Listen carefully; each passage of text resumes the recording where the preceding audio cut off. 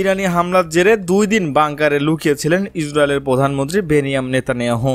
2 দিন পর বাংকার থেকে বেরিয়ে এলেন তিনি।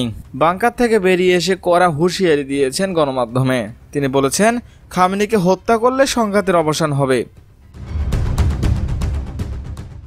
ইসরায়েলের প্রধানমন্ত্রী বেনিয়ামিন নেতানিয়াহু সোমবার ইরানের সর্বোচ্চ নেতা আয়াতুল্লাহ আল খামেনিকে হত্যার পরিকল্পনা নাকচ করে বলেছেন, এটি ইরানের চলমান সংঘাতে ইতি টানতে পারে। নেতানিয়াহু বলেন, এটি সংঘাতকে বাড়াবে না, বরং শেষ করবে। খবর টাইম অফ ইসরায়েল। এবিসি নিউজকে দেওয়া এক সাক্ষাৎকারে নেতানিয়াহু বলেন, গত অর্ধ শতাব্দী ধরে ইরানের এই শাসন ব্যবস্থা পুরো মধ্যপ্রাচ্যে সন্ত্রাস ছড়াচ্ছে।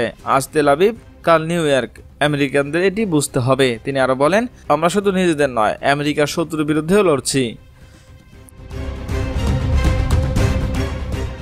একই দিনে এক প্রেস কনফারেন্সে নেতানিয়াহু জানান, ইসরায়েল ইতিমধ্যে ইরানের নাতানজ পরমাণু সমৃদ্ধকরণ কেন্দ্র সহ একাধিক পরমাণু স্থাপনা ও ক্ষেপণাস্ত্র উৎপাদন কেন্দ্র ধ্বংস করে দিয়েছে। তিনি বলেন, আমরা তাদের 10 জন শীর্ষ পারমাণবিক বিজ্ঞানীকে হত্যা করেছি, ক্ষেপণাস্ত্র উৎপাদনের কারখানা ধ্বংস করে দিয়েছি।